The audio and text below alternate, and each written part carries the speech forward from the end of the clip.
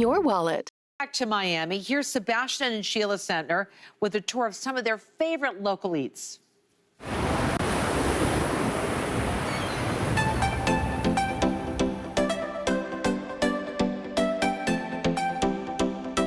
Welcome to Miami, our second home. We're so excited to show you guys around a typical day in our little slice of paradise. And of course, it's all about the food. So, let's get started.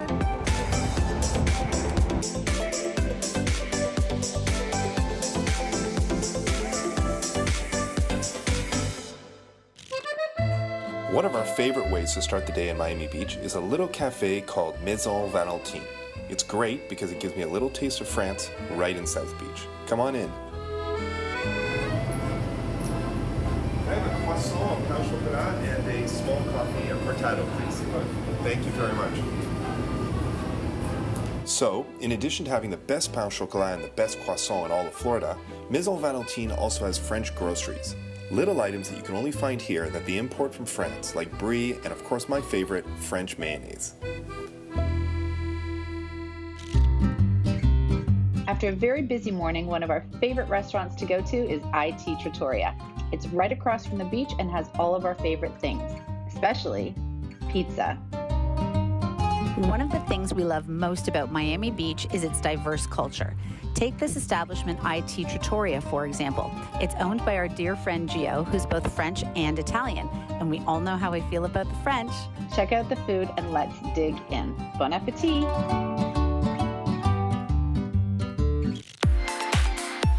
After a great day in Miami, we're ending it off at the Lido at the Standard Hotel.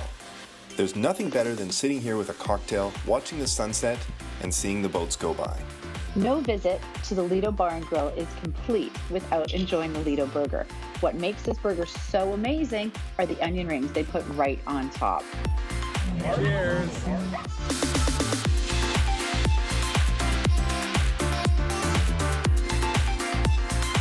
So we hope you guys have enjoyed our little tour of Miami and all of our favorite spots. See you next time. Ciao. I just want you to know that my husband and I went down to visit Sheila and Sebastien before the pandemic, and I've never met two better hosts in my life. And you should be on the cover of Welcome to Miami. Please welcome Sebastien and Sheila. Hey, Marylin. Hey, Stephen. Hi, Stephen. So listen, you've got some great tips for dining al fresco, one of the best parts of beach life, and we've got so much to talk about. You want us to do a couple of things. Incorporate a heavy piece of decor. Let's walk us through this. Absolutely. So, Marylin, it's all about, we're going to be able to entertain outdoors soon, and we're going to give you some tips and tricks just to make it a little bit easier. Starting off with, like you said, a heavier item to weigh down your napkin. So generally speaking, when you're working outside and you're entertaining outside, there is obviously the elements, and one of those is the wind. So one nice idea is to take your napkins, when you put them on your place setting, and actually use something a little bit heavier to weigh it down. We've used here actually a seashell. It's very apropos to your theme today. But you can use pretty much anything from river rocks to maybe it's pine cones or anything that actually suits the theme and holds the napkin from blowing away. Now, this is interesting to me. Place the dishes and glasses upside down. Yeah, so this is a really, really fun idea that Sebastien and I incorporate into all of our al fresco entertaining. We love, as you know, to be uber organized, and we love setting the table far in advance. One trick that we love to do is to set the table with our cups and our dishware upside down.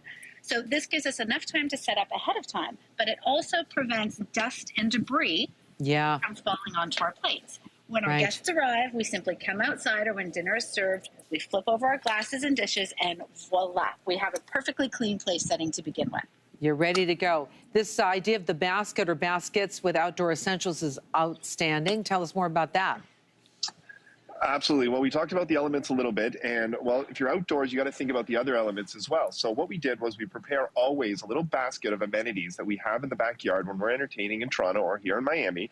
And the idea is that you have your essentials there. So we have a little bit of suntan lotion for if the sun's still out. We got some bug spray for obviously if it gets buggy later in the night, and of course some hand sanitizer. But you can pretty much put anything you want in this basket. It's things that you want just at the ready if your guests need them, so you don't run in and out looking for those items last minute. Yeah, we also have and typically love to roll up some pashmina scarves. We love to put these in the baskets as well because our guests can simply go over, grab a pashmina as the sun is going down, or if the evening starts to get a little chillier.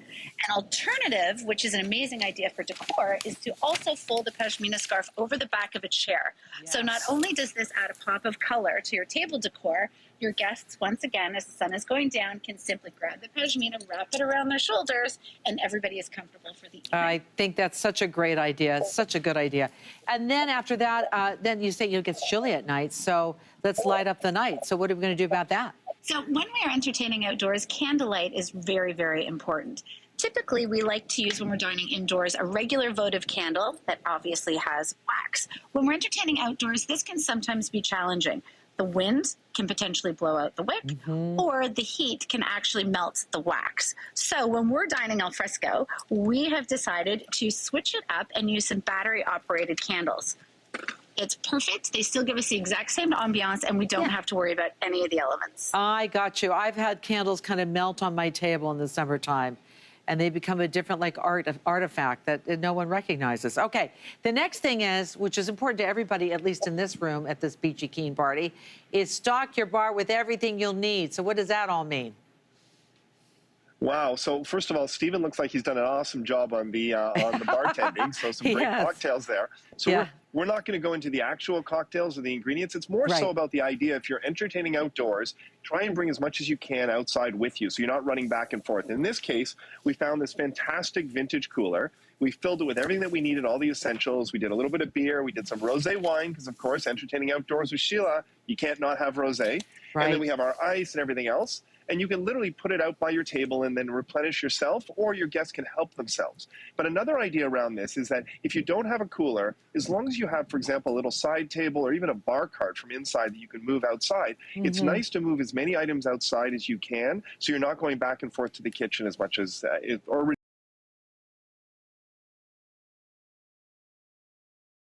as long as you have, for example, a little side table or even a bar cart from inside that you can move outside, it's nice to move as many items outside as you can, so you're not going back and forth to the kitchen as much as, or reducing that as much as you possibly can. I got to tell you, it's so great to talk about entertaining outside. I'm loving every minute of this. Now, one of the things is we got everything set. Everything looks good. We got the drinks. We got to talk about food. And you both say nothing temperature sensitive. So let's walk us through that before we go through these wonderful dishes. Yeah. So generally speaking, when you're entertaining outdoors, you obviously have to think about the temperature. And what we try and do as much as possible, if things aren't coming right off of a barbecue, is to use items that are both neither too hot nor too cold. They don't have to be kept really warm, and they don't have to be kept frozen. So we're avoiding things like, for dessert, for example, ice cream, because it'll melt, and we're avoiding items that are that we have to keep really warm as well. So room temperature, it's all about room temperature, dishes that can be served cool or room temperature. So at least you have the flexibility that the dish is not going to spoil if it's a little bit cooler out or it takes a little bit longer to serve. Okay, let's start with this delicious, what's on the menu today for our Beachy Keen party, al fresco potato leek soup. Gorgeous. Thank you so much, Marylin. This is one of our favorite go-to recipes. It can be made ahead of time. It can be stored in the fridge, basically brought up to a warm temperature, or just left on the counter and brought up to room temperature for entertaining. It is absolutely delicious, and the leftovers are the best part to enjoy either later that night or the next day. And we have another one of our favorites. This is pear and brie skewers. Is that what I'm seeing? Oh, that's exactly what you're seeing. And trust me, Marylin, they are delicious. Super simple, once again, not having to worry about the temperature. And they look really, really beautiful as well. Certainly will impress your guests. And can you imagine that with a mango spicy margarita that Stephen made earlier? I think those would go great together. I'm there already. I love the fact there's a little balsamic on that too, which is so delicious. Now, let's talk about Sheila's famous prosciutto basil pasta right in front of me. Yeah, so this is one of our favorite dishes to do. Sheila, actually, this is her go-to. I'm going to make it today, so hopefully I do a decent job on it. But basically what we're doing is we're starting out with pasta. And what we've done with the pasta is we've cooked it traditionally. It can be served either room temperature or even warm, because if it cools down, it's not the end of the world. But the rest of your ingredients are all room temperature. So we start out, I've got my pasta drizzled with a little bit of olive oil. And then I'm then going to add some of my cherry tomatoes. And the cherry tomatoes have been tossed in garlic, chopped garlic. So it's got a nice little garlicky flavor to it. Then what we're going to do, we're going to add a little bit of prosciutto. And again, this is all just room temperature. Everything's been prepped ahead of time. That's great. So we don't have much work to do. And then we add a little bit of our Parmesan shredded cheese. So there we Love go. it. Sheila was good enough to help me prep this ahead of time. And then finally, just the finishing touch is a little bit of chopped basil. So there you go. It's super easy, takes no time at all. But the great thing about it, it smells delicious, it tastes delicious. Whether it's served with the pasta a little bit warm or room temperature, there's nothing that's going to go wrong with this dish. People are going to love it. It smells so good, and I'm standing right in front of it right now. Over here is one of my favorite. I love salmon. You do quinoa, lentil, kale, and feta salad with grilled salmon. How healthy that is. Yeah. It's healthy, but you know what? The highlight there is the salmon and the quinoa. And the idea there is that we're trying to pick dishes that no matter what the elements, whether it's warm or cool outside, salmon is one of those dishes that you can serve at any point, whether it's cold, room temperature, or warm. And quinoa holds itself really well versus like a rice or a salad that'll wilt. Okay, it looks so good. And then, we have to be bad a little bit. Lemon, raspberry, almond, ricotta cake.